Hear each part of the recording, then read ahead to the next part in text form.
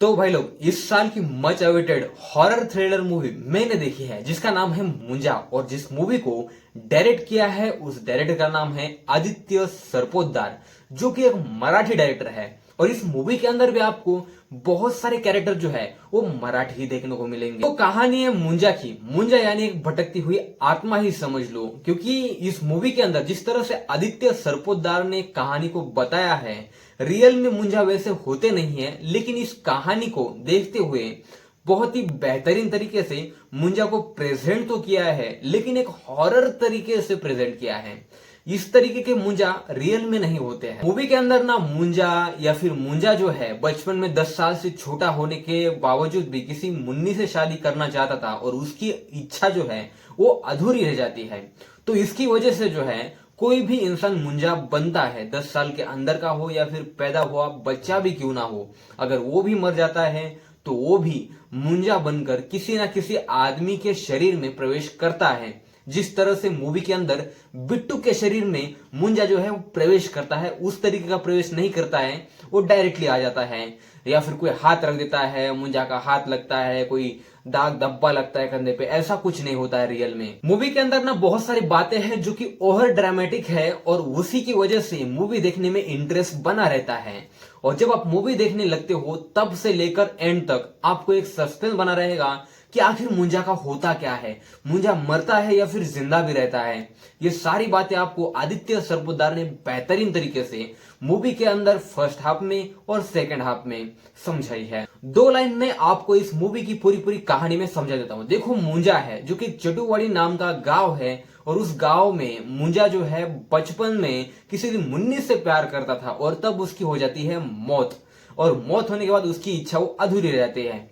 अब अधूरी रहने के बाद मुंजा का एक वसूल होता है, किसी भी रियल जिंदगी में हो या फिर इस मूवी के अंदर हो, जो उसका वंशज है उसी के अंदर वो प्रवेश कर सकता है। अब उसी के वंशज की वो राह देखता है और उस वंशज के सपने में जाता है, यानी कि बिट्टू के सपने में जाता है, और हर बार बिट्टू को बुलाता रहता है, बिट्टू बिट्टू। और हाँ, मुंजा का जो टोन है और जिस तरीके से उसे आवाज दी है वो काफी हॉरर लगती है और बेहतरीन भी लगती है सुनने में। तो एक दिन बिट्टू जो है वो चटुवाड़ी चला जाता है, और उसके पापा जो है वो किस तरह से गुजर गए वो ये उससे जानना होता है, और उसे वो कोई बताने वाला नहीं होता है। और जब बताता है वो बालू काका, तो इस तरह से बताता है कि बिट्टू को बहुत गुस्सा आ जाता है और डायरेक्टली वो मुंजा से भिड़ने चला जाता है, और वहीं पे मुंजा जो है उसके शरीर में प्रवेश कर जाता है। और उसी पल से जो कहानी में ट्विस्ट आने लगता है, उसके बाद वो बस में बैठकर चोटी काटना हो उस औरत का, उसके ऊपर भड़कना हो बेहतरीन तरीके से, और वहीं पे बिट्टू छोटी काटी बिट्टू ने छोटी, इस तरीके की मुंजा की आवाज जो है आपको मूवी के अंदर सुनाई देती है।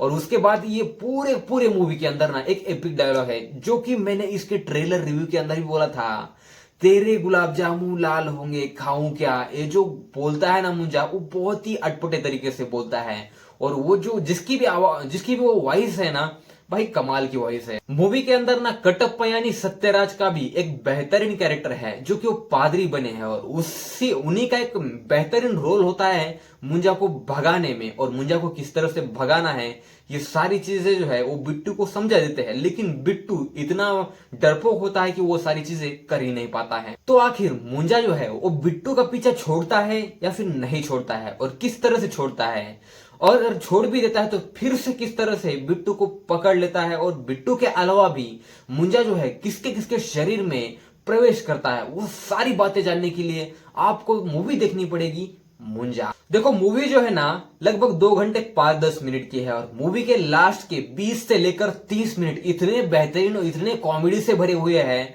और उसी बीच जो मेकअप डिजाइनर है उसने अगर थोड़ा ज्यादा ध्यान दिया होता ना तो वो सीन भी काफी बेहतर बन सकते थे। लेकिन चलो ठीक है। अब मुंजा मूवी से बहुत सारे लोगों को एक क्वेश्चन तो आ रहा होगा, क्या ये स्त्री यूनिवर्स का हिस्सा है, क्या ये भेड़िया यूनिवर्स का हिस्सा है।